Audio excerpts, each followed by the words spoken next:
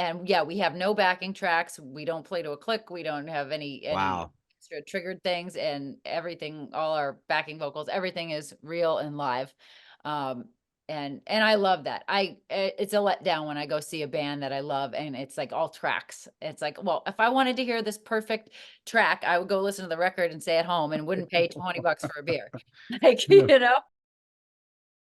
Battle Line podcast. You guys already see who this episode is. This is Britt Lightning, lead guitarist for Vixen. Has also been in a number of other bands, and we get into a lot of stuff with her. I don't want to go too long, but I do have two pieces of news to cover before we get to the interview. First, actually, I wanted to mention Ben Potter, Army Ranger, best known as comic historian, very much a comic book guy. He didn't really talk much about his military service. I do know from Jack Murphy that he was an Army Ranger, had an extremely popular YouTube channel. We were just learning today of his death, so rest in peace to Ben Potter. I'm not going to throw it to you because I know that you didn't know him. Yeah, or anything, I didn't know him. I didn't serve with him. But again, any Rangers passing away, yeah, please, prayers to him and prayers to his family and prayers to his wife. Yeah. Definitely. And then of course I wanted to mention, because it is in our wheelhouse, the heroic rescue of the 4 hostages in Israel, rescued by the IDF in Operation Arnon, named after Commander Arnon Zamora, who died in the rescue operation.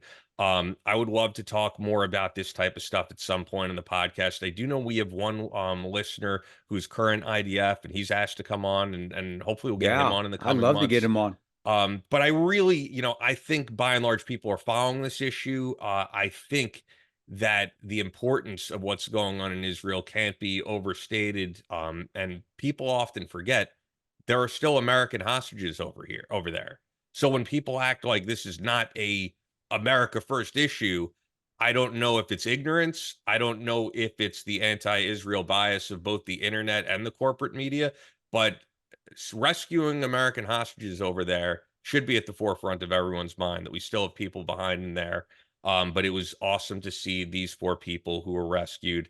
I could expand on this, but I'm not going to, because I know you guys want to hear Britt Lightning. But if you are not getting a great night's sleep, if you are struggling with anxiety, and which we kind of talk about with Britt Lightning at one point, you got to check out Ned's supplements. Their full spectrum hemp is amazing. If you want something for cognitive function, check out their brain blend, and also their mellow magnesium. A lot of people are. Oh, you're pointing. There's the brain. There's the brain. It's blend very right small, there, but guys. yeah, Very small, but that's it right there.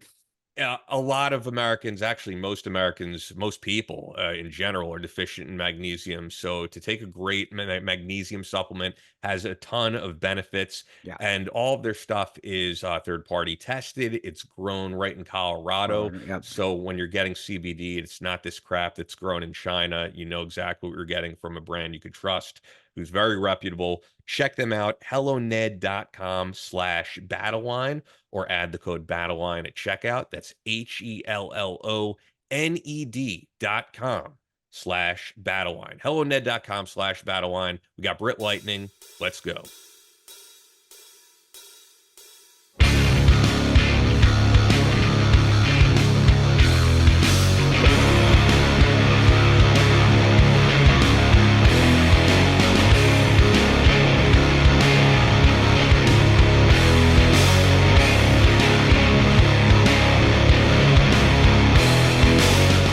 From Kansas City to New York City, from planet Earth to extraterrestrial life in space, a podcast with no equal, engaged in unconventional warfare through your speakers and headphones.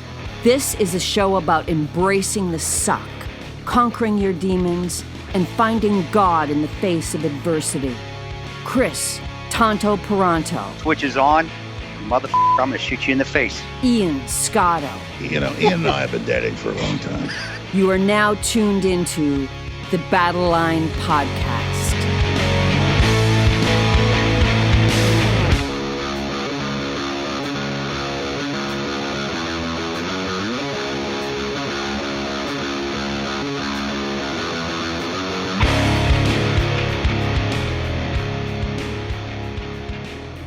The Switch is on Battle Line podcast. We are very honored to be joined by the amazing Britt Lightning, guitarist for Vixen, musical director for Rock and Roll Fantasy Camp. Actually, I think my first show this year was Vixen, and then in May, just last month, I'm at Motley Crue at Bowery Ballroom, and I run into Britt Lightning first thing that I walk in the door. And I honestly, I feel like I came off like I was coked out or something, which I don't do anything like that. But it was because I was excited to see Motley Crue in a venue of a few hundred people. And So then I was see I. you. Yeah, and Yeah, I no, realized your boyfriend is Tommy London, and I'm like, oh, I listen to you on Sirius XM all the time. So I had so much to say that hopefully I didn't come off ridiculous, but I'm honored to be doing this. well, it's an honor to be here with you both. So thank you for having me on here. And yeah, that show was no, I love meeting you there. I love when people have chance meetings like that and then Yeah. things happen from it. So that's one of my favorite things in life. But I was super excited to see them in a small club environment too. I had never seen them like that. So yeah, it was a great show. Yeah, No, I it felt just like let you know walking in the I'm gonna be a fly on the wall because I'm just like, yeah, you guys go do your thing and I'll no, but jump in, I felt jump like in every once walking in a in the while. door, I was already like at a 9 because I'm seeing Motley Crue in this small venue. Yeah, cool, super cool. Tommy Lee is right behind me, and then Nikki Sixx is right. Like it was such a crazy environment, but it was awesome to actually meet you there. So I feel like what would be cool to start off with is the obvious fact that you were brought into Vixen and you're closer to around my age, but knowing from like the earlier bands you were in, you live Wait, 80s rock. what are you fucking trying to say, dude? Are you trying to say I'm old? Did we just get that? I thought we just said I wasn't old. I finally was getting my confidence back, and you're calling me old. Go ahead. But I'm sorry. yeah, Man. you live 80s rock for sure. It's not like you were just brought into this group because you're a guitarist who has the chops for it. Yeah, And the fact that like we're around the same age, I think anyone into this genre knows from like almost 93 to mid 2000s, 80s rock was not cool. It was not played on the radio. You kind of had to seek it out. So how did you even get into this music? Which I get asked all the time too, but like, yeah, for you, I'm wondering to be brought into these Sunset Strip bands and all that. What was your introduction to 80s rock? Yeah, so I was let's see, I was about 15. It was the summer before high school and we had moved. So I was going to a new school and the local school was not great. So I was sent to a private Catholic school and they didn't have any music or arts or anything. It was just all, scholastic stuff. And I played the flute in the school band and, I was into all those different ensembles and stuff. And I just loved playing music. And I was so bummed out that they didn't have any of this at the new school. And I was shopping for like new curtains and bedding and stuff with my mom that summer as we were moving into the house. And I think I was just so bored and like just in a funk because I was like, new school, got to make new friends, all that stuff. That anything like really grabbed my attention. And all of a sudden over the speaker in this store, it was like a Ralph Lauren store. I hear Eruption by Van Halen. And I didn't know what it was. I didn't even know it was a rock guitar. I kind of was into 90s hip hop at the time. And like, I don't know, I didn't even listen to real rock and roll. And it blew my mind. It totally captivated me. And it was like just what I needed in that moment. And I was like, Mom, what is this? What is this? And she was like, I don't know. Which bedding do you like? And I'm like, no. What is it? And so she didn't know. So I asked the store clerk and they were like, that's Van Halen. And I was like, okay, Van Halen. So I was like, Mom, I think you owe it to me. I've been running errands with you all day. There's a Newbury Comics. I grew up in Boston area. We had Newbury Comics over there. Record stores. And I was like, you got to take me to Newbury Comics. So I got 1984 and Van Halen 1 and just wore them out. And then that was like the gateway drug, the gateway band to all of the other 80s hair bands that I started to listen to. And then I got really into Motley Crue, into Poison, Wasp, Whitesnake, all that stuff, Vixen. And yeah, and that was it. And then I decided to trade in the flute for the electric guitar because I thought, well, I can't quite play Eruption on the flute, so let's let's trade it in here.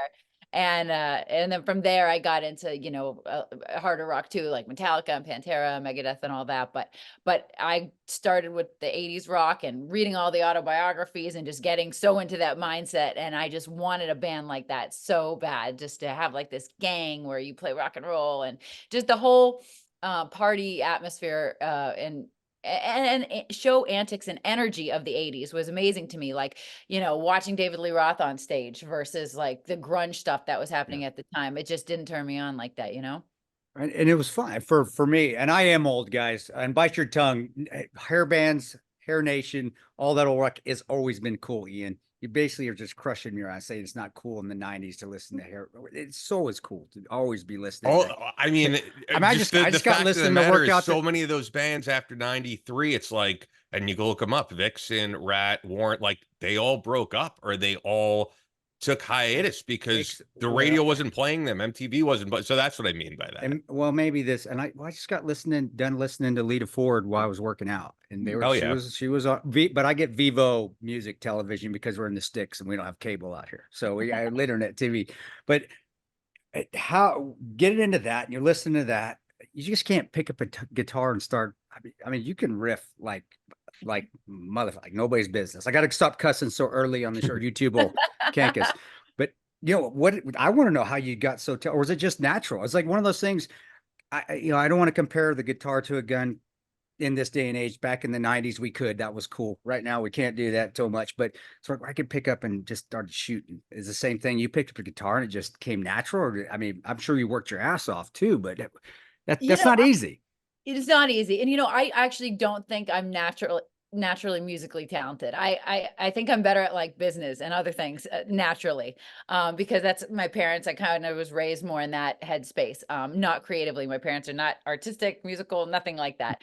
And so, but I wanted it so bad. And I think at first when I started the new school, I didn't have like a lot of friends. So I think that was to my advantage because I didn't have any other distractions. I was like really focused on that. And then what happened was, one day after school, I heard the sound of an electric guitar and I was like, wow, where's that coming from? Like, this school has no music classes. What is that? So I followed it, and one teacher had left his room open for a couple kids to jam. There were like 4 boys in there playing electric guitars out of little practice amps. And I was like, hey, what is this? And they were like, this is guitar club. Do you play guitar? And I was like, well, I'm, starting to. And they were like, well, if you don't play, you can't come in.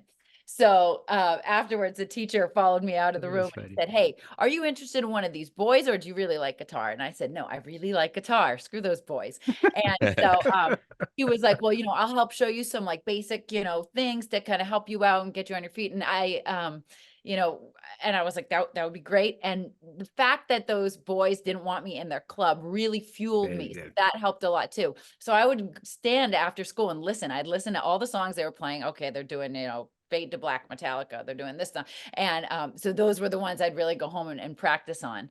And so, a lot of people ask like, oh, is it a boys club? Does that affect you and stuff? And if anything, I think that has just helped to fuel me to want to be better, to want to prove myself. So I don't think any of that has been a negative for me. Well, and it was, I mean, back in the 90s and when it was hair bands, you talk about Poison, you talk about Van Halen, got White Snake out there. I mean, really, I can name the women bands from the Runaways, Lita Ford, Vixen, said huge Vixens, but there really wasn't a ton. Now, was it meant to be that way? I mean, it was a system set. I mean, we hear that, and I don't know if to buy that or not. You hear it in today's day and age. I take it with a grain of salt. But was it set up that way, or is it just? Tell me. Tell me why it was like that, aside from just the obvious. I do think so. I think. Well, so we had Lorraine Lewis. She had a band, Femme Fatale, before. Yeah. Oh yeah. So I've had this conversation with her a lot. She was really in it at that time on the Sunset Strip. And she would say, her manager would take her around and they'd go into radio stations. You'd walk in. And if she walked in and she saw a Lita poster on the wall, she already knew she wasn't going to get that radio station because they would only play one female rock artist. Okay. And so it was like, oh, Lita's been here. Might as well just skip the meeting and walk out. It's a waste of time. Go to the next one.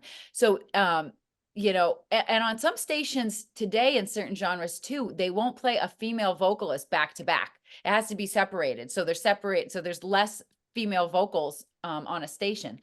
And which is just ironic because you can hear male vocals back to back constantly. So it is a weird thing. But I think, it's definitely better, especially in like the pop realm and stuff like that. It's a lot of female vocalists now, but that was definitely a thing.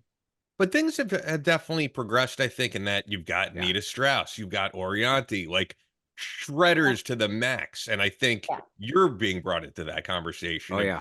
someone who's, we've had a lot of people on the show who I would say are like in the riff beast category, like Jimmy Allen, and they Yeah. could riff all day, but you could really shred. Shred. I can. Well, thanks.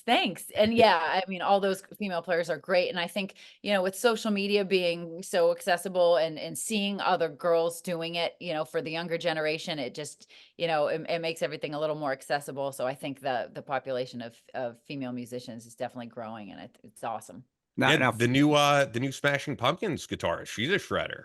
Yes, she is. She's awesome. Very Yeah. awesome. There's a Yeah. new one. See, there's a new one. I need to get. Yeah. I'm so far out of touch. I didn't even know there was a new one. Are you kidding? Okay, I Yeah, gotta she go. just got brought on. Because even though I grew up with you, I still love the alternative. I was in Ranger Battalion in Seattle in the late 90s or 2000s during the grunge scene. So I still am into that. Smashing Pumpkins, Nirvana, Pearl Jam, Audio Slave, of course. Yeah. But I guess I just don't see that as being the shredders that you see with the hair band. So I got to listen to this new Smashing Pumpkins because it just doesn't, it's two different Well, genres. that's a good point. And I don't know if I haven't seen her with the live show yet. I don't know if she gets to do her thing. Yeah, Totally I don't know shredded. either. I don't know if she's even played a live show yet. I don't know. Yeah, because that music, you're right, doesn't really have these scorching guitar solos. Yeah, that's No, much. but how coming in and forgive me, Ian is the rock and roll. I'm the movie guy. Ian is the rock and roll guy. So I will ask you the most simple, stupid questions. Ian will really get into it, but I'm curious because of growing up and that is what really shaped my world when I was in high school was that hair bands and Hair Nation. And it still does. I listen to Hair Nation coming on over here. You listen to her boyfriend who hosts I did. on Yeah, he's telling me London. he does a great job. He's freaking Oh, awesome. awesome. I mean, it reminds me of listening to the radio back when I was in high school. It's still that feel. That's what I want. But Yeah. you're getting into where was your first start? I just getting in and just your first foot in the door. And did you get pushed back and did you just get told 8 million times, or was it just I got in and you just wowed them and you got lucky and you just progressed from there? Or was it a really difficult path? Because you did grow up, I won't say silver spoonish, but you grew up, middle class, like me, just middle class, and our chances are there. But was it hard to break through and get to where, well, I've seen your background. I've seen some of the pop people that you've played with. At least I researched, Ian. I did my research, man. I want to make sure, did the tour. But how was it hard just getting their foot in the door and just getting started? And how many times were you knocked down? So I guess this is multiple questions. Knocked down where you had to get yourself back up and continue to press on, or was there a time when you said, I don't want to do this anymore, and you almost threw it away? There was, absolutely. Yeah. I mean, starting out, I was lucky because my parents were supportive. They always said, you can be whatever you want to be, Cool. as long as you work hard. My dad always, he would say the quote, give me 20 people that don't know the meaning of it can't be done and I can do anything, and my parents both came from very poor families and worked really hard to start a business. They started a telecommunications business together that they had for almost 40 years. And that's where my sense of business and work ethic kind of started from, because I would work for them growing up since I was like 6, in the office. I'd sweep the back room or I'd do this. And then I got into sales and doing all sorts of stuff.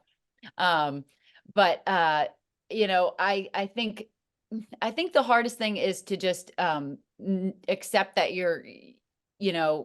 that it's a process, and you can't expect overnight success. But I do think if you work hard, and you follow your heart and that's truly what you want and you're true to yourself, that you really can accomplish anything. And my boss, David Fishoff over at Rock and Roll Fantasy Camp, one of his favorite lines is, luck is when preparation meets opportunity. So there's really like no such thing as luck, but it's like you're there, you're prepared. So, I worked really hard through high school. I started, actually following up on that little guitar club in that room that I was kicked out of. 2 years later, I was the guitar club president, and I ran that place, and I started a coffee house jam night, one night a month, in our school cafeteria. And so that was like my first live performance, really like playing in the cafeteria for the school kids. And we just did a bunch of cover songs. And then from there, I started seeing a lot of live bands, and I found this female drummer that I thought was so cool. I didn't know any other female drummers. She was older than the local Boston rock scene. And her band broke up, and we started talking, and we formed a all-female metal band called Jaded. And so I had that band for quite some time, about 7, almost 8 years. And then it was just hard to make money, as an original band. We went through member changes, singers, jealous boyfriends. It was always there was always some kind of drama. And I was Those like, damn men you Yeah. just screw everything up. They Those sons of do. bitches, I swear. Exactly. So finally, I was really discouraged, and a friend of mine, my neighbor at the time, he was a guitar tech, and he said, "You know what? You should just forget about the original project for right now and be a guitar player for hire." And I didn't even really know that was a thing, because, like I said, I had grown up loving like the '80s bands, and I loved the Motley Crue thing, where like you're a family, you're a gang, everybody like lives together, like it's all for one for all. I loved that mentality. So to think of joining a band where I didn't really know anybody and I wasn't that invested and I didn't write the music didn't appeal to me at first. But then he was like, Lady Gaga's having an open audition. She's replacing all of her band members before her big Monster Ball tour. And it's in New York. It's next weekend. You should just go try it, go audition. So I was like, okay, I guess I got nothing to lose. So I went to that, and I didn't know a ton of her songs. I was like listening to them on the train, trying to remember them all. And when I got there, they were like, just do something that impresses us. And it was an intimidating audition, because it was, bass players, drummers, singers, backup singers, dancers, and they were all in this big kind of arena type thing, and everybody auditioned in front of each other. And somehow I got the call back, and I was like, I can't believe it. I got the call back. So I went back the next day, and I got another call back. And there was like 4 or 5 rounds of callbacks, and I couldn't believe it. And I was like, wow, I'm still here. So then it came down to me and this one other guitar player. And at the end of the day, she went with the other guitar player. And so I was devastated. I was just kind of like, oh, I just must not be good enough. And, I've just been wanting this music thing too hard, and it's just not for me, because things just don't seem to be working out, which in hindsight, yeah, I did one audition, and I didn't get it. And I'm ready to, And how many were you against? I mean, that sounds like a ton a of lot, at A least lot. 100 That's like players. Yeah. shitload. Yeah. Yeah. But at the same time, I felt like I had been pushing so hard for my band Jaded, and things weren't working out. And so I finally just decided I'm just going to let go. My parents wanted me to take over their business and really run their business. And I said, you know what, maybe I'll just do it. So I told my parents, I said, I'm in, I'm coming to work on Monday, and let's do this. I'm going to be committed. And 2 weeks into into me working there, and it was going great. And I started to even enjoy myself there. I got a call, and they said, "Hey, this is so and so. I met you at the Lady Gaga auditions, and I saw you play, and you're perfect for this gig. If you don't have a gig right now, it's for this Latin artist named Alejandro Sanz. He's really big in Spain. I'll send you some YouTube links, and let me know if you want to audition." And so I did audition, and I think not that I didn't care, but I cared less, because I was focused now on this other thing, with the business. And I think just being able to let go and not forcing things, allowed opportunities to just come. And I got that gig. And then from there, honestly, that came from the Lady Gaga audition, and every other gig really came from that one too. So I realized, you do a good job somewhere, and then word of mouth, and just people seeing you, and that way, referrals and stuff. That's kind of how everything ended up happening. But nothing really happened for me till I surrendered and just let go and let the universe kind of take its course. And I felt like, I feel like that happens to me in other areas of life too. Like, when you finally just say, I don't need to try to control everything. Things work out the right way. And so, I learned also, there's not always one straight path to the outcome. Sometimes you got to take the scenic route, and it takes a lot of time. But I think if you, like I said, if your heart's in the right place, and what makes you happy, eventually you'll find your way. It's interesting too, because I mentioned Orianti earlier when I was talking about female shredders, and I remember seeing that Michael Jackson "This Is It" movie, and I was just like, who is this hot chick? shredding with Michael Jackson, and that tour never happened. And all these years later, we know Orianti for her own solo music. So I think that seems Right. like if you're skilled enough, like a great route that you get connected with someone who's a pop star like that, and then move on to bigger things. Wait, who am I even thinking of actually that played guitar, who's like huge, who played with Rihanna at the Super Bowl, I believe, right? And he was part of that generation. Oh, Nuno Yeah, Betancourt. Nuno Betancourt, right? Yeah. So like he's done that same thing where with Rihanna, he's just some guy on stage, but he's Nuno Betancourt. He's one of the best guitarists out there. So Yeah. And Yeah. for those that don't know who Alejandro, I'm Mexican, so my Okay. mom listens to Latino. Awesome. He's like Grammy award winning. I mean, I don't listen. Sorry, I don't. My mom's she got him, but he's huge. I mean, did you like do it? I mean, for in the Latino community and that music, Mhm. that's big time. I mean, really, it is. You know, I know we know think of Michael Jackson. When you're Latino community, that's so. Was that like Yeah. a year tour you did with them? That And was 3 years I did, and that was, yeah, my first, like, full, it was a world tour. We played stadiums and arenas, yeah, and it's huge. it was awesome. It was everything I had ever dreamed of, and, he had the best musicians in his band, and, yeah, it was just awesome, being able to travel and play music and meet people and experience all these, and learn about different cultures too, you Yeah. know? We spent a lot of time in Spain and all that food and the salsa dancing, and it was just it was really special. Yeah, that was one. Were you itching to get back? I mean, because you're a shredder, you're a rocker.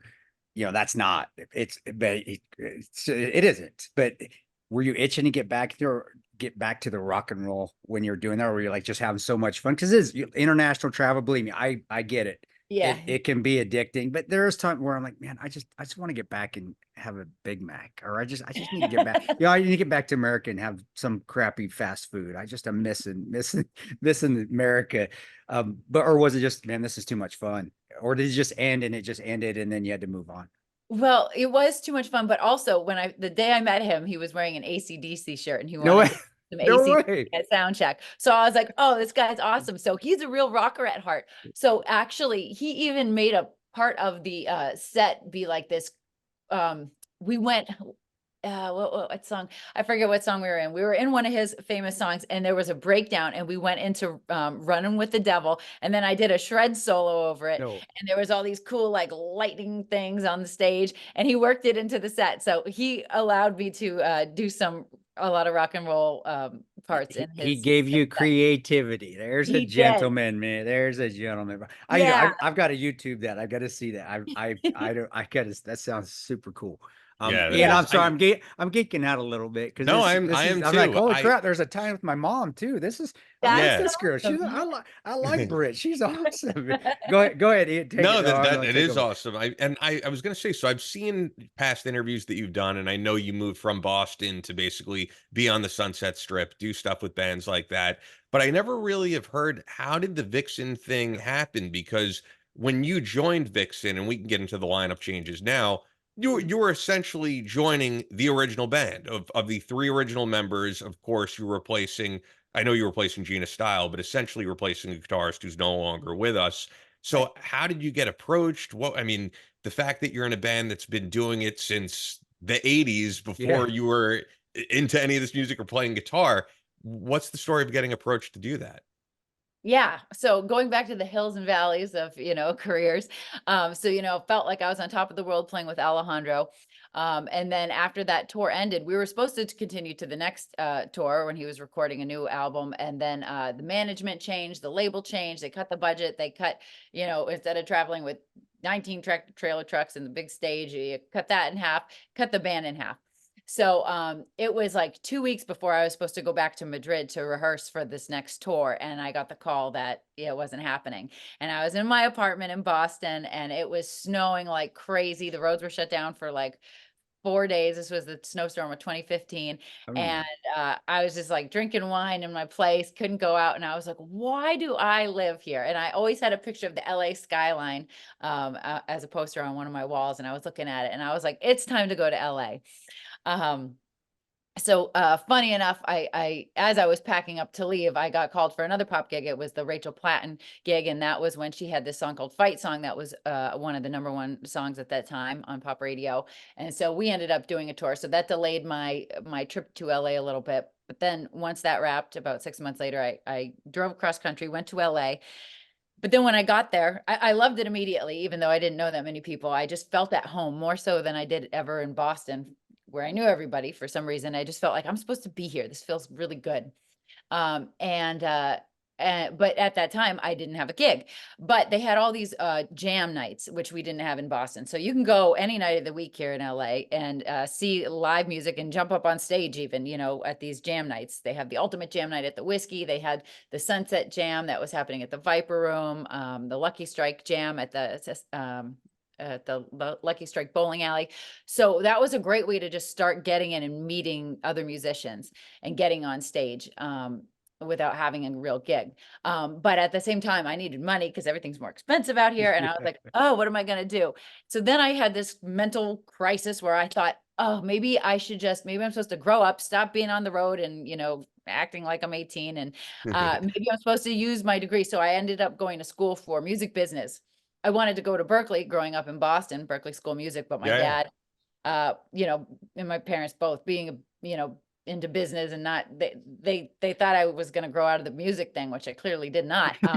And then my dad goes, I don't think so. He goes, Berkeley? No. He's like, did Jimi Hendrix go to Berkeley? And I was like, no. He's like, did Santana go to Berkeley? And I said, no. And he said, well, it seems to me, if you're going to be a rock star, you just figure that shit out on your own. And if you're going to go to school, you should go for something you can get a degree in that you can use. So I went to music. I got a degree in music business from Northeastern University, but so anyways, I had that degree, so I was like, maybe I'm supposed to just use that. So I took a job at Universal Music Group down in Santa Monica here, and I was in the legal department doing contracts, and that was cool because I was working on like Taylor Swift contracts, some pretty big stuff, and that's when streaming was really big and a lot of like streaming Spotify contracts. But I was so miserable sitting at a desk for 9 hours a day, and and then I would come home.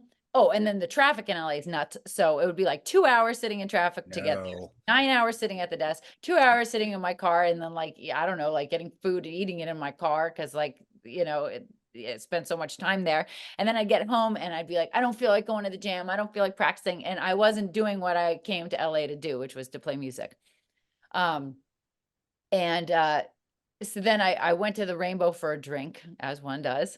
And and the girl bartending was like, I recognize you. And I was like, yeah, I recognize you too, but I don't know why. And we were friends on MySpace, and she had an all-female band, and we had talked about working together, but we were across country from each other. But she had this all-female Guns N' Roses tribute. Which Paradise Kitty. Paradise Kitty, and she said, I just lost my Slash. You're perfect. Want to be Slash? And I was like, actually, I do. Let's do this. So we started playing a lot of gigs, and then that's when we were invited to play on the Monsters of Rock cruise. And the person that puts that on, Larry Moran, actually manages Vixen. And so anyways, he saw me and was like, oh, I think she'd be a perfect fit for this.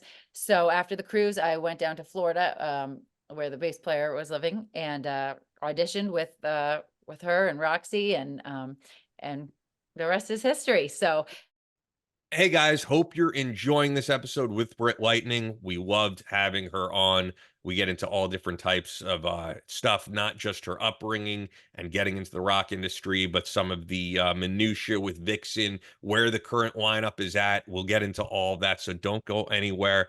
Before we continue, Fort Scott Munitions is with us every show. They are the best ammo on the market. Fort Scott Munitions is a manufacturer of multi-federal patented solid copper and brass CNC spun ammunition. It's designed to tumble upon impact in soft tissue, leaving devastating wound channels for faster bleed out and quicker incapacitation. This ammunition was originally developed to innovate and improve on the standard of military-grade ammunition design. It was found that not only did the TUI ammunition outperform competitors in the self-defense industry, but it quickly became apparent that it would be a top contender for hunters alike. With the ammunition being CNC spun, the tolerances are some of the tightest on the market, ensuring that you receive the same results with each pull of the trigger, Fort Scott Munitions is available all gun stores really throughout 50 states, but you're going to get a great deal through us because they are fans of the podcast. We're fans of them. So support them. FSM.com. Use the promo code BATTLELINE and you're going to get 15% off your order, only available to listeners of the podcast. Fort Scott Munitions is a proud supporter of Chris Peranto, Battleline Tactical, and the Battleline podcast. Go there right now. FSM.com, promo code BattleLine. You'll hear later on in this interview that Britt Lightning is a shooter herself, which is pretty cool. It's cool. So there is a little bit of a tie in there, and we'll get into that. So keep it right here. I'm just curious. So, because I know at the time, right, as Chris always says, I'm a nerd for this stuff, like Gina Style was playing with them. So it's not like they were missing a guitar player. Were they just like, we want a younger, flashier guitar player? Like, what happened? I think there was gonna be a live record, and Well, by the way, as you say this, mhm. live record, right? Hey, okay, Great yes, album. yes. Great album. Yeah. Awesome. Thanks. Yeah, so they were trying to do that. And I think the tracks that they had captured from the live recording weren't what they had wanted exactly. And they were like, maybe we need to change. I think Gina's an awesome player. I think she was maybe a little more metal than their like way that Vixen sounded originally, you know, that classic Vixen sound. Yeah. I think they were looking for a little bit more of that. Which they didn't realize until they were kind of starting to produce the record and thinking about that and really, you know, digging deep into tracks and things. And so that's yeah, that's what happened. And then that live record, that was my first real full-length gig with the band. So it was quite nerve-wracking because I hadn't played like Love Is a Killer.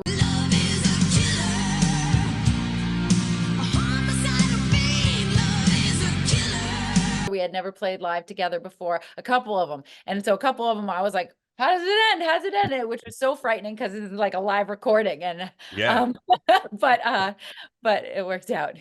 So as you said, they wanted someone who matched the style of the classic Vixen, which is Jan Kuhneman, who I know died of cancer, which is even mentioned on that album. So when you get brought in to replace essentially Jan, how much for you is like, I want to bring my own thing to this, and how much is I want to stay true to what she created in this band? I really wanted to stay true. I really wanted, you know, Vixen has a legacy, and Janet is an amazing guitar player, and I really wanted to honor her and make sure that the fans knew that I respected her and the parts that she created. And I love everything she's done. There's no need to change anything. You know, I wouldn't change a thing about any of her guitar solos. But that being said, I definitely, you know, nobody can play exactly like somebody else, and I have my own style. So I definitely try to learn her parts note for note, and then if I play it with a certain slur or something slightly different, that's just the way I do it. But I really try to hit all the highlights and the important notes and the licks that are recognizable, and I really do try to keep it as true to her as I can, while still being myself. And I think that went over well because the fans were awesome. And, you know, it's always hard to replace somebody that's an original member. She's a founding member. You know, it's real important. So you know, I definitely wanted to make sure I did her right. Yeah, and I saw that oddly enough, they either you posted up or they posted up that when you were coming up, somehow I guess you opened a gig for Jan Kuhneman's version of Vixen, right, and took a photo with her. So I that'd be did. pretty cool to hear the story of that. Like, little did you know you'd be taking her job one day.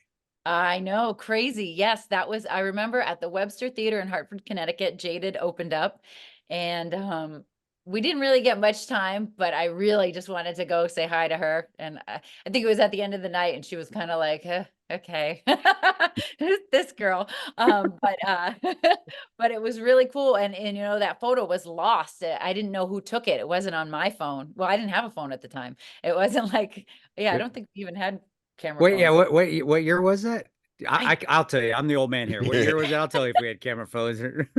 I feel like 90? that was maybe 2005. We were getting there. Not, we weren't quite there. Yeah, I don't think we had Four? these. Yeah. Oh, Yeah. four or I no, did we. We did, and we were still flipping, but we had some, but they were terrible pictures. I They were remember terrible. that. Yeah, terrible pictures. You're right. Yep. Yeah, No so I knew phones. I think a photographer had taken it, and I was like, "How am I gonna find this photo?" And then I found the photographer, and he was like, "Oh man, I don't think I have it. I've looked." He goes, "Ever since you joined the band, I've been looking because I remembered that that night, and then finally he found it one day, and I was like, oh, this is great." Oh, man, Yeah. I got, I've mine off to, I go the other way. Ian stays with it. My questions come everywhere. I'm like a cat chasing a red dot on a wall.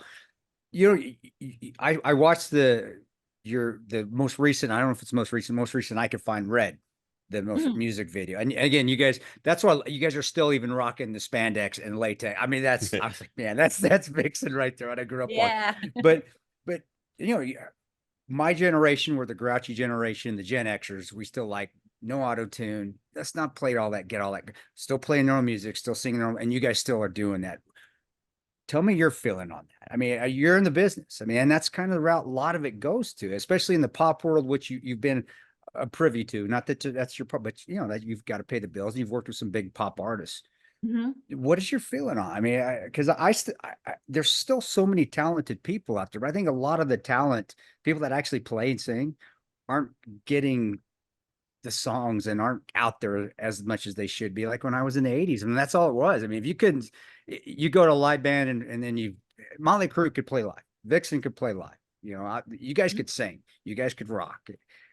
You go to a live concert now, and Ian goes to more than I do, way more than I do. But if I don't think you've gone to a live show in the 5 years of us doing this yeah, podcast. Oh, we gotta change that. just country, because they don't do auto tune, at least out here in the Midwest. Just good, but um, you know, unless it's that route, but I just want to know your feeling on that, because us old people, we really do. We feel like we're losing a lot of the rock and roll, a lot of the music that we had back, and that's why we hang on to it so tightly, and it reminds us of things. But Yeah. what I guess I just want to know your feelings on it. Mhm. Is it bad? Is it good? Is it what's positives? What's the negatives?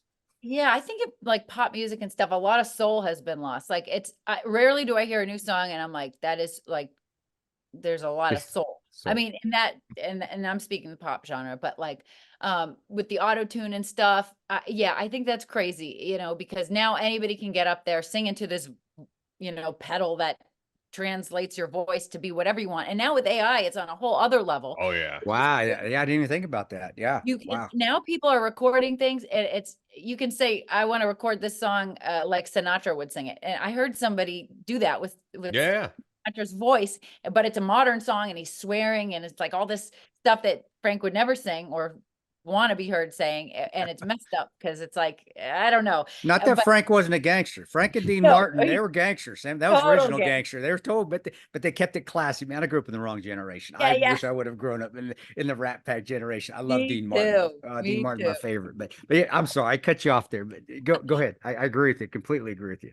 But I do think the one thing that AI can't replicate is soul and feeling and emotion and experience. AI doesn't really experience, right? You know, I mean, it Yeah, can be you whatever can't. it knows. It's something it's been fed by us, but it doesn't go through, you know, the things that Well, that's right. You don't feel that. That's why I listen to it. And even if you listen to AC/DC, and when you say soul, not just soul, but they have it's soul. There's just that soul that you get from that old R&B stuff that you get in the rock, and that's what makes those White Snake. I mean, Still the Night. There's still it goes fast, but then there's some soul in there. Then he just tears it up with the vocals. It still gives me chills when I hear that. It makes me want to go kick a door and oh, me too. start clearing the room.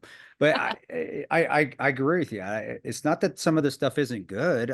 But you're right. It's just it doesn't have that where when we used to listen to groups on deployment, we're going in on doing missions. We wanted that where that hair on the back of your neck stood up. It's time to go to business. It's time to get to work. And I think a lot of it misses that. Again, I read this. I just watched that video. And it reminded me of it was Vixen.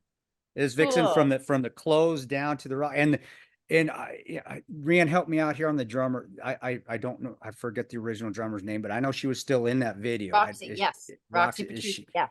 Ian, help me. Is she not, guys? Oh, I'm asking Ian. Britt, you're on the band. Yeah, she's in the band. Is Yeah, yeah, is- yeah, You're gonna yeah. ask me. but is she? That was her. But see, is because I think that's David Silvera is a friend from original drummer from Korn, and you could tell, you know, drummer is so important to a rock band.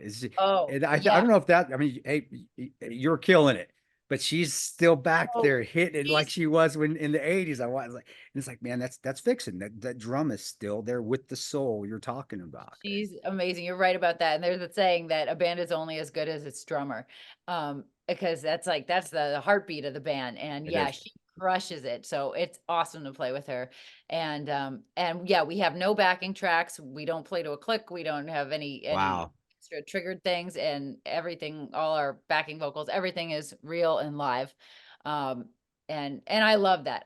It's a letdown when I go see a band that I love and it's like all tracks. It's like, well, if I wanted to hear this perfect track, I would go listen to the record and stay at home and wouldn't pay 20 bucks for a beer. Like, No. Yeah, we spoke about this when we had Edsel Dope on, and Yeah. I mean, like, I love Static X. They do use Yeah. a little track. They don't deny it. I mean, and there's the bands that use heavy, truthfully. I mean, this is coming from me. I know sometimes you have to work with some of these bands, but I could say it. Like, when I saw Wasp, I was like, why am I even here? I'm listening to the album, as opposed to when I Man. saw Pantera, and Pantera, the current lineup of Pantera, kind of like how it's all these changes like Vixen. I know I'm seeing a 100% live show. There are certain songs they do not do in the live set anymore because Phil doesn't have the voice to do Cemetery Gates. And I'm cool with that, man. I'd much rather see them do a 100% live show and do a few and not do a few songs that he just doesn't have the vocal range for anymore because they sound killer. But yeah, it's actually good that you mentioned Red because we're talking about the lineup changes and Yeah. stuff. And that's the most recent video, and anyone who's followed Vixen knows even since then there's another upcoming lineup change. So I'd love to get into it because I mean, I will say personally, I think Janet Gardner, especially, very hard member to replace. On that live album sounds absolutely incredible. I know she's still out there doing her own thing live, but yeah, how have you and especially Roxy dealt with all these lineup changes? Because there are people who are going to say, "Is this the same band that Yeah. I know and love with all these lineup changes?" Mhm. Yeah, well, I think Roxy's definitely dedicated to maintaining the musical integrity of the classic Vixen. And she said that. And I think for whatever, reason, you know, feels that this change is going to be a positive one. And yeah, so this new lineup, our new singer will be debuting with the band. I think it's next week, June 21st. We have a show in Anaheim with Quiet Riot and Slaughter No, and Great White. And no way. yeah, it's going to be a good That's show. badass. Yeah. And yeah, so I'm excited. I trust her. She's been doing this a long time and she knows what feels right. And so sometimes things run its course. And again, I'm not involved in any, in this decision, or at liberty to really speak about who it is yet, or the reasons. And but at the end of the day, it doesn't matter. I guess we're forging forward, we're forging ahead, and there will be new music. And I think it's gonna rock. So I'm very Yeah, excited. and as you said, I know you're not at liberty to tell us who it is, even though it would be cool if we got the exclusive and it was I like run a know, I blabbermouth. know. But what I'm wondering is, Then I might get fired. yeah. So what Don't I'm at least wondering, and can't then I have that on assume our conscience. We don't need that on our conscience. Just shush, shush. Don't say a thing. Don't say a thing. what I assume you are at liberty to say, though, just out of curiosity, like, have you jammed with the new singer? Yeah. And is she a fit? Do you know if she's a fit in terms of not just playing live, but have you hung out with her? Does she Yeah. mesh with the band members? Because I saw that Quiet Riot documentary, and I'm guessing you saw it too, and like it was kind of crazy watching them try to replace Kevin Dubrow, and like they do two shows with one guy, and then they're like, this doesn't work. They do two shows with like another guy. So I think, like, do you mesh with these people is important. So yeah, have you hung out with her? Have you played with her? Have you rehearsed any of that? Okay, no. However, Wow. however, she has been vetted, and I trust that she's the right fit, and is our vibe, and gets it. And at the end of the day, obviously you have to be talented, but just being a good person and being a cool person, because we have to, we spend a lot of time together. I Yeah. mean, that's saying, musicians, we get paid to travel and then we play the gig, but what do we get paid for? The travel. I mean, I've flown to South America for one 30-minute show and then flown right back. So that's a lot of travel time and not Yeah. a lot of playing. And that's a lot of time that you have to be with each other. And if you're with somebody that just drives you nuts, that's the worst thing ever. And then you can tell Yeah. on stage too. So when you know there's good chemistry when you can feel it, is what I'm saying, on stage. And I think the audience can always feel it too. So I think, yeah, I know it'll be great though. I just, Roxy, also is more familiar with her as a person, and if she green lighted it, then I know it's going to be good. You're right. It's awesome. Teamwork means a big, you find that in the military, and even you watched 13 Hours last night. Our team, it's a great team. We all didn't get along though. And it was hard to live. Oz and I didn't like each other at all. A lot of people don't know that. We didn't care for each other. We worked well together, but you're right. During that off time, when it's time to go to work, you just go to work, put that shit aside, put the difference Right. aside. But what do you do for the other 23 hours when you're not? And it is hard. It makes, and at least us, we could get away from after 3 months. We come home from a deployment. If you're on a tour, how long are tours? Ian, you're the guy. But even though I've got Why Britt am I here, I'm asking answering these questions? Leave it for that was Britt. smart. That was smart. Okay, that was for fun. That was fun. The other one was serious. But how long are your tours that you're doing now? Are you doing long 6 month to a year tours? Well, no, so not with Vixen. So actually we have a pretty awesome schedule. So we're like what they call weekend warrior band. So we'll fly out Yeah. on the weekends and we'll play Which is like a lot of the 80s bands. I mean, a lot of it. I haven't Yeah. hung out with them in a while, but like I was friends with Mark Slaughter, and yeah, Yeah. during the week he's doing like voiceover work, and then on the weekends he's flying to casinos.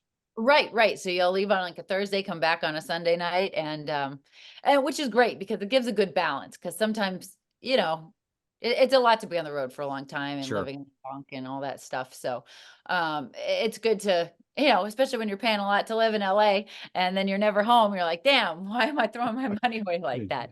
So, it's good to have that balance. So yeah, we just do mostly weekends, but it's a lot of, driving and waiting at the airport. We do all fly dates. So, that's exhausting because actually traveling in a bus is, at least you can crawl into your bunk and sleep whenever you want. Yeah. But at an airport, when you're flying, we're always taking the first flights out. Always got to get there at like, leave the hotel at 3, 4 a.m. to get there on time. And so it's exhausting, but it's a labor of love. As people don't realize that driving is honestly because you can stop. And you said, as long as you got a bus, you got something to sleep on. I still travel to do speaking, flying, and do speaking events, and people think it's gonna be you're more refreshed. You're not. You're exhausted once you get off the plane and you're done with it. And we aren't all 18 anymore. I mean, you guys are. I'm not. Definitely not 18. 60. Either. Well, closer to it than I am. But I just want to say, and here's my last thing, because I thank you for keeping. It was not less a question; it's just a statement. Thank you for keeping rock alive. Watching Red again brought back memories. And I said, I'm down in my basement. Like, I'm going to watch some. I turn on Lita Ford. I turn on the Runaways. Those are my three favorite: Vixen, Lita Ford, and the Runaways. And then when Joan Jett went her own, but that's what, and turning that back on, and then seeing you guys still play for real. It just gives me hope. It gives me hope that for the future, for my kids, that they're going to see people really playing. And just your story as well, to see adversity, and then Ian asking you that question about the new singer, and you're like, hey, whatever, we grind on, we drive on. That's what people need to hear. They need that what's in front of you. Just keep moving forward, and that's all you're doing. You sound like you could have been in the military, and you would have done pretty well. I have to say, you would have done well. But it's good to hear that still, that there's out there in the music world that it's not going. And maybe it's not, but to me, us old farts that sit on our porch saying, shit, man, I get off my lawn, I'm grouchy. It's not going the auto-tune way. There's still real talent out there. And I just, you're a role model. You should be a role model to all people out there, especially young women, and like my daughter, especially too, that, hey, adversity hits, you press on. And you know what? Screw it. Don't worry about what's outside you. Don't worry about the race. Don't worry about winning. Just keep plugging along. And that's what you're doing. That's why you're killing it. And the Alejandra thing is bad. I didn't know that. That's super cool. That makes her cooler than Vixen, to be honest with you, to being a Vixen. But Ian, go ahead, man. That's because that's all I got. So Yeah, that's all I got. Oh, of course. You sound like you're wrapping up here. I mean, I still have. I'm not wrapping up. So I'm just saying. I just want to put that out there because we have it, and I'm watching it, and I'm listening to you guys conversate. I'm like, yeah, this Britt is really just a hard ass worker, and it gives me hope for the generations to come. There's still people out there that's not just us military guys saying, "Hey, work hard, never quit." You can find that still out in the music world, and you're in that more than I am, man. Britt, of course you are. That's your life, but it's good to still see that. And I wanted to say that because I'll forget to say it later because I am old and I'm losing my mind. So but Ian, go ahead, bud. Go I ahead. appreciate that. Well, and I gotta say, I was raised by a Navy man. My dad was in the Navy. Oh, I did. Yeah, I didn't even know that. I And didn't I have know a there was lot of, connection there. I have a lot of family in the military, Marines and stuff like that. And I grew Wow. up, to be honest, I grew up watching, all my dad watches is like World War II docs and dog fights. And so I grew up loving all that and learning about that and reading a lot of books. Actually, I want to read your book now, so I'm going to be ordering that Well, one. oh, no, you don't Nice, order nice. it. No, at least let me send you. Let me send you. Just give me an address to mail it to. And is your dad still with us? Is your father still? He is. Yes, Good. yes. I would be honored to send him a copy as well, and thank him for his service because those guys, they were harder than me. I mean, those sons of they were some hardcore motherfuckers. Well, I And don't know about harder than you, but I gotta say, but when I called him this morning to tell him that I was going to be talking to you, and he was so excited. And no way. That's oh cool. yeah, no, So really, cool. really. Um, Yeah, So, man. and also side note, I just got my CCW here in Los Angeles County. That's So got to be hard in waiting LA. some- In LA, that's Yeah, probably tough. that's I waited a long time. So yeah. Wow. you're That's so you, cool. that is, and I just taught a class this weekend at CC, we call it CCH out here, but Yeah. man, let's see. Alejandro, her dad's a veteran. She's freaking 2A, she carries, and she can and she's 80 flat. Man, you're killing it. I'm glad I canceled my shit this week. This is I am glad I'm too. here. Yeah, All no, right. this has been great. But yeah, so to keep Badass. going with what I was saying, when you were talking about playing South America, I know Vixen has played Brazil. You know what's funny with these European festivals, and I wanted to get your take on it because I just follow what you guys do. Some of these festivals, it'll be like death metal band, black metal band, Vixen. Yeah. Like, which is essentially a pop rock band. Like, how do you deal with that when it's Yeah. a crowd that's listening to the heaviest shit on earth, and then you guys come out and do Edge of a Broken Heart? Yeah, well, a funny story. I'll never forget. That just brings me right back to we played a festival in Finland, and the whole poster for the event, everybody's logos looked like the Sticks. It was a The stuff that you legendary can't read, death yeah, metal. which is, they're a heavy band if you can't Right. read it. I didn't know who was on it except for our logos. It's the only one that I could read. And I was thinking like, wow, this is going to be crazy. So we get there. It's pouring rain, outdoor festival, big stage, tons of mud because of the rain. And I look out into the crowd and everybody looks like big Vikings and they have flags and mud. And I was like, oh my God. And the band on before us was so heavy. And I'm talking to Roxy. I'm like, what are we going to we're just going to play our normal set or what are we doing here? And she was like, yep, that's what they hired us to do. And I was like, okay. And so I was actually nervous. I was like, I don't know how this is going to go over and I don't want to get mud thrown at me. And They're gonna throw more than mud at you, a bunch of Vikings. You get flaming balls of stuff coming down the stage. Ah, shit! Holy but shit! so we go out and we start playing and everybody's just digging it. And then we actually had Crying the Ballad in our set. But I was most nervous for that. I was like, are we really going to do this? So we go into it and I'll never forget. That's the one they sang along to. They knew every word, even though they might Yes. not have even spoken English. And they're singing every word to this ballad. These guys that look like Jason Momoa and stuff. And they're just like singing, crying. And I was like, this is the best thing ever. I couldn't believe it. It was like a Can you movie. imagine Felt like Aquaman drunk crying through the whole? That would actually be a cool scene to see. It's touching. But I think that's so cool too, Yeah. though. I mean, I've mentioned it on the show. It's like some people don't know. I mentioned Pantera. Prior to them doing Cowboys from Hell, they were doing glam stuff. You could find videos or pictures Right. of Vinnie Paul wearing like leopard spandex pants. So I think a lot of the same people who dig Def Leppard and Motley Crue and all that stuff and Vixen are the same people who could blast like Carnifex who we've had Right. on. It's Scott, different. Different music for different moods, I think. And I think anybody who says I'm just listening to heavy shit all the time is either a liar or they just don't have very versatile music taste. Right. Yeah, I know. A lot of people like sometimes they'll be like, "What's the latest thing you were listening to?" And a lot of times going back to the Rat Pack, I'll be like, "I was just listening to Sinatra." They're like, "Really?" And I'm like, "Yeah, but I can't be cranking heavy metal all day long over here. Like, yeah, I gotta, there's a time and a place for all sorts of music." Yeah, absolutely. I was listening to like Britney Spears earlier today. I Yeah. dig all different Hey, stuff, babe, and you should never be baby, ashamed. I don't believe in never. guilty pleasures with music. If you like it, rep it and blast it and be proud to. Yeah. Yeah. I got Baby One More Time on my workout playlist. I love that song. I don't know what you're talking about. Uh, So, you know what else I wanted to ask you about too, for anybody who's seen you live, and maybe we could have Harold put some of the live video up.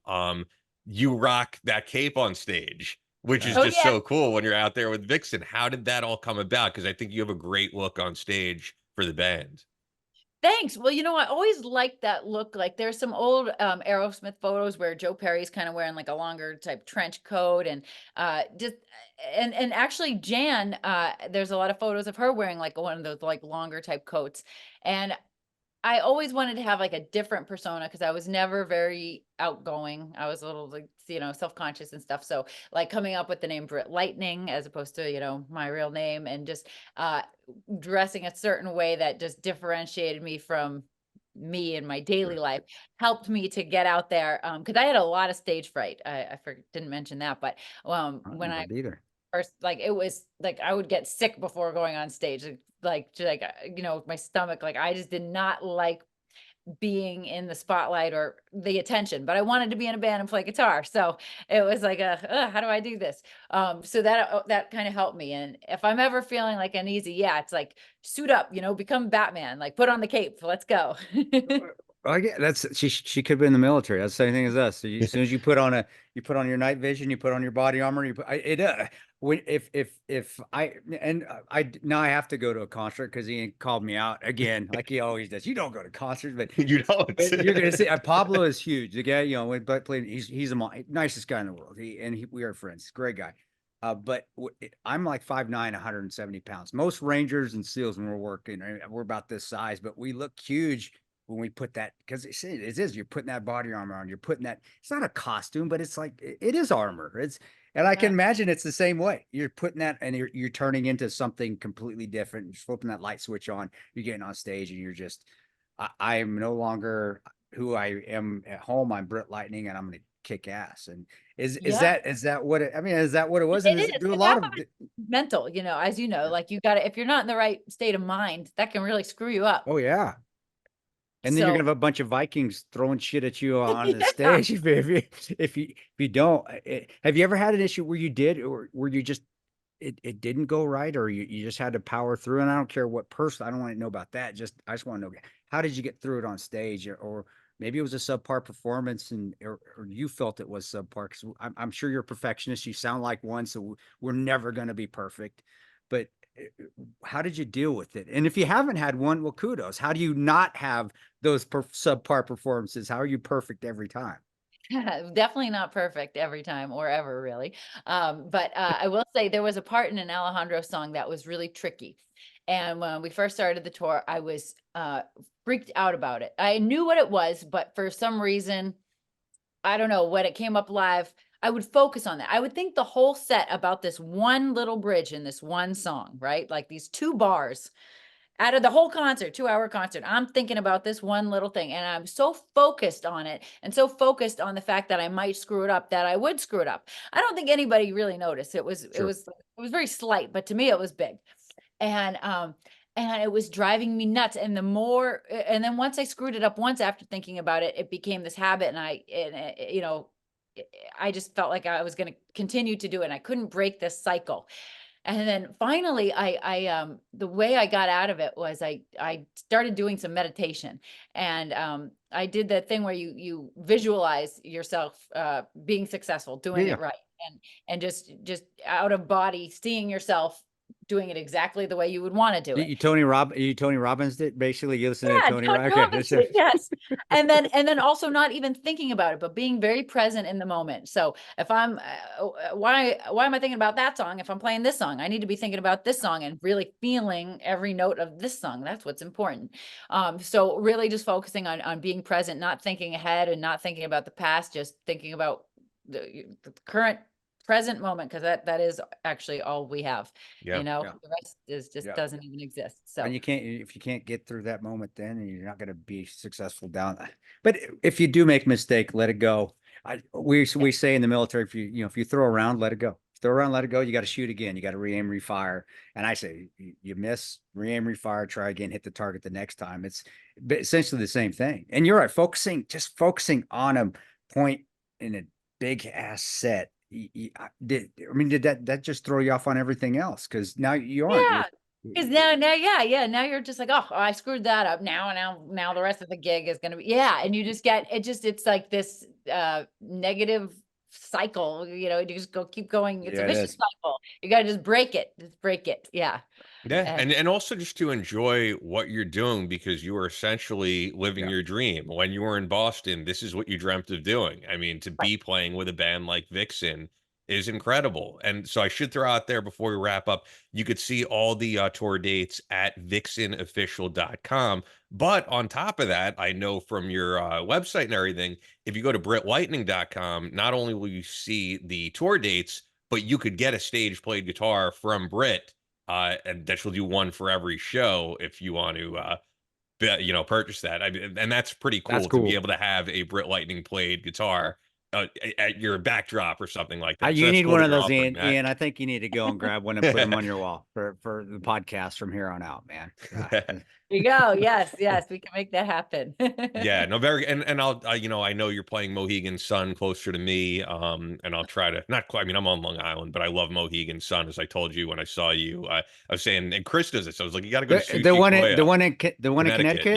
Yeah. I actually did a speaking event in that auditorium down there. Super cool. Yeah. That was the last time I saw you. So the last time when I met you, but when I saw Vixen, you guys were playing the arena with Stephen Piercy, with Riley's LA Guns, but now you're playing the Wolf Den as a headliner, which was such a cool show. But I actually really like the shows in the Wolf Den, so that'll be great. But yeah, you guys are playing all over. So vixenofficial.com. At Britt Lightning on Instagram, at Vixen_band on Instagram. I am very excited to see who the new singer is. Like I said, Janet Gardner, very hard to replace. I'm a big fan, but I will stay hopeful. But yeah, you've been kicking ass with them. And anything else? This has been awesome. And I'm so glad I got to meet you and we made this happen. No, I'm so glad too. And please let me know, reach out about the Mohegan show. So I know you're coming and we can take care of you. And, it'd be awesome. And stuff like that. And no, this was an honor. I have to say the one bucket list thing, I've played a lot of amazing festivals and stuff, but I've always wanted to either do a USO tour or just play some military bases and stuff. That's the one thing I haven't done yet that I gotta do one of these days. Is that something you guys Vixen's looking at doing, or are you personally doing? I mentioned it to Roxy so many times and she's like, yeah, absolutely. And for some reason it's never happened. But I know she's totally down, and I've always wanted to do that. So hopefully we make that happen soon. Yeah. Well, I know a lot of the troops would love that. I would have loved it if you guys would have come down to the bases when we were in Iraq or Afghanistan, but you never did. But I didn't really get to catch many concerts. We were always busy with work down there too. But it's so cool. I'm glad I canceled my my stuff to Louisiana, and it is cool to find. I mean, just your background and the other things that. People, you find in different genres, we have a lot more in common than what people think. And we do.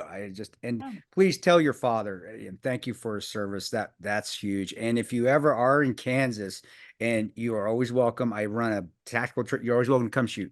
I got a range. We go shoot, bring her. Yeah. And I know Ian would fly in if we actually were going to shoot. I know he would come. That would be a blast. All right. I'm gonna tell our booking agent to book a show in Kansas. So we can make that happen. Definitely.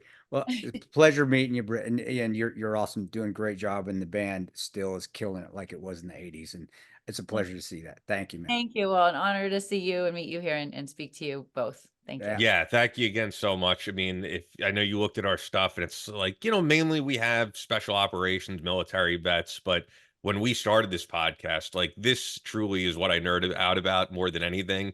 And so like Gary Brugman, who's a friend of the show, Border Patrol agent, he's just as big a nerd for this genre as I am. So I was like, if we could bring this into the mix, and somehow it's worked, like we've gotten stuff on Blabbermouth and Metal Sucks and all those websites. And you do learn, and I didn't even know in terms of the KCU, there is a connection there. There is a connection between bands and the military, and it's always cool to learn. And as Chris said, yeah, there is a lot more we have in common, and I think that's one of the great things about doing this show. It's not a divisive show. It's not an angry, political show, and I personally think we need more of that. So I love it. Yeah. Thanks. Keep up the good work. I love it. And tell your husband, You too. good job. Good job. Boyfriend, not husband. Boyfriend. Yeah, I will tell him. Yeah, tell him he's doing. Oh, He's doing you awesome. might be here. Tommy. Tommy, where are you? Come here. Is he there? Wait, I'm going to text him. Oh, I wanted to say hi to you. Yeah. Because like I said, when I met him and I worked at Sirius, but it was before Tommy was with the company and everything. But when I'm driving around listening to music, it is Hair Nation. So it was so cool to run into you with him at Motley Crue at Bowery. Actually, we didn't ask. How was the Motley Crue? How was it? How was the Motley Crue concert? Was it? It was awesome. I mean, what'd you think, Ian? Well, so if I give my true Ian opinion, right? I I'll know. be honest. For one, it was awesome to see Motley Crue in such a small venue. It was That like would once be in a cool, lifetime dude. type Come on, stuff. that would be awesome. I've had the honor of meeting Nikki Sixx before. Great dude. And as Tommy London's coming in, we'll talk about Motley Crue, who's also there. Tommy London will talk about what? But Tommy, what's going on, man? It's good to see you again after the Motley Crue show. So. Hey, us old military okay. guy, us old military guys, dude. I appreciate you bring back the memories. I still listen to Hair Nation. It reminds me of listening to the rock stations back when I was growing up. And I'm old, bro. I'm 53 years old. So man, Hair Nation's on. Like, man, it reminds me of growing up, and it reminds me when we were deployed, when I was used to try to listen to whatever I could just to remind me of home. So, but you're doing awesome, man. Keep Hair Nation, keep crushing it. Oh, thank you. And thank you for tuning in. I appreciate it. And you watched 13 Hours with me last night too. This is great. Oh, did you? That's it. Yeah, that was fantastic. I'm a lot better looking than Pablo Schreiber, aren't I? Come on, just admit it. Just admit it. I know I'm not that dude's fucking jacked, but come on, man. I got a little bit better features here. But thank you. They did a good job in the movie, and we got to be on set for that whole thing. And again, it was one of those things where I made them listen to 80s. I listen to Octane. I'm not gonna lie, I listen to Octane and I listen to Turbo as well. I got to get. I don't think you should be mad. What are you doing? You cheating on me. I know. Sorry, I'm having affairs with 2 other women. I'm sorry. I'll tell you what. You listen to them when I'm not on the air. It's cool. That's it. They're not cool.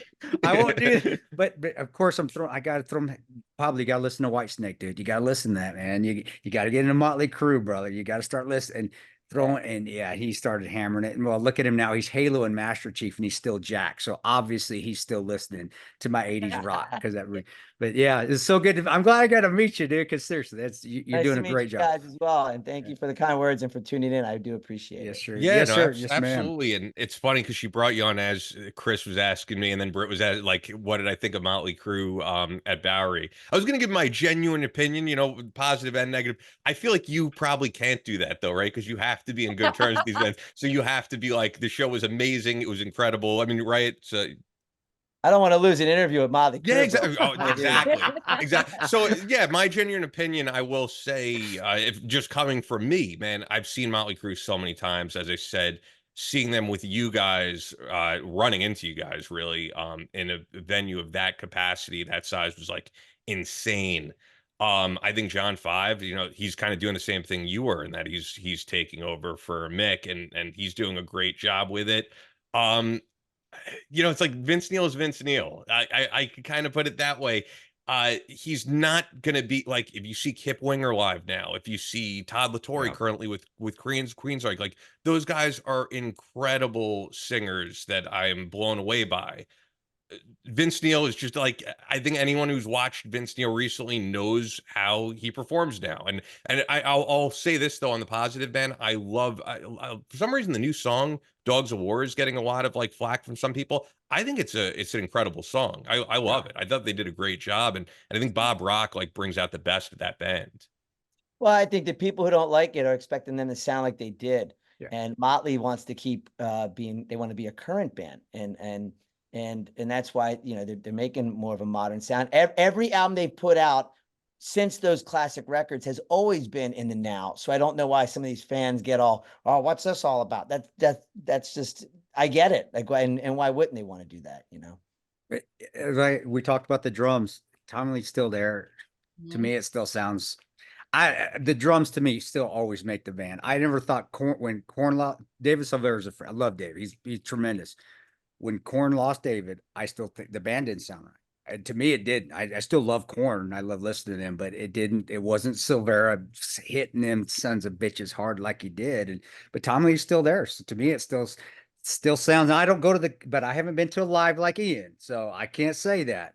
But it still sounds like Motley Crue to me. It really, and the bands to me, drums make the bands to me. I don't know why that is, just me. I thought they were great at that Bowery Ballroom. I'd never seen them up close and personal like that. I thought that was pretty cool. And that's the beautiful thing about New York, right? Like where else is that ever going to happen? Yeah, it rarely like those kind of bands. It rarely happens in New York. Maybe out here in LA at the Whiskey and stuff. True. Like lucky, but we're on a whole different level. Where Motley Crue wins is with Kiss retiring, in my opinion. Kiss was the show where a lot of families were bringing their kids. This was a rock show, because of it's a circus. And now Motley is a circus in terms of the fireworks and the show they put on. And now I feel that they're going to fill that hole for families and just, things like that. So, and I think they'll be on stadium tour next year. I don't want to keep you guys too long. I guess the last thing they got dinner plans, dude. Yeah, so come on. I guess the last thing for my Britt, stomach growling. I can hear it, man. The last thing for Britt in terms of when we're saying new music and all that, should we expect to hear new stuff from Vixen with the new singer? And we talked about Red. Now that Lorraine Lewis is no longer in the band, like will it be a re-recording of Red? Anything like that? I think we're just gonna go for straight, fresh, new stuff. Cool. Right. So we will be. I think it's always important to keep giving new music, and so we will do something. Absolutely. Keep the sound right and keep the '80s spandex neoprene. Keep that going. I don't want. That's what we want because that's what I grew up with, and it's cool to me that it was a sexy. Yeah, was it strong and tough and fuck yeah, it was. That's it. It is, but it's hard, man. It's badass. I love Britney Spears. Don't get me wrong. I love My Baby One More Time. I love that song. Don't get me but don't change that with all the wokeness and all the stuff going around. And this, to me, that showed strength. You guys had the strongest. I mean, Lita Ford could kick people's ass. That's when I was growing up. Like, man, she still can. And I got to say, we play with her still a lot of shows, and I love her. And she, again, no backing tracks, no, nothing. She's raw and real, and she still brings it. She's an inspiration. Definitely. You were talking about Lita Ford kicking someone's ass. The last Lita Ford show I saw was at Revolution on Long Island, which is no longer around. And I guess she had a sound issue, and she started throwing monitors around the stage. She's a badass. She was like, I don't know if these are my monitors, but she was like, I don't sound good. I don't hear myself. I've seen her. Yeah, if something's not right, she'll let you know. Oh yeah, and you could tell.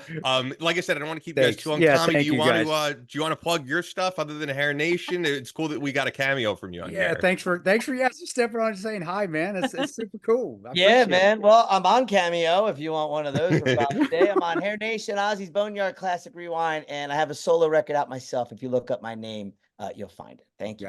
Yeah, of course, brother. And God bless you guys. Keep killing it, both y'all, and keeping it real for us old farts that are still trying to stay our 18-year-olds back self in the 80s. And it hard, man. I love both of you. Keep doing it. Well, lots of love to you both. Thank you so much. Take care, guys. Thanks so much, guys.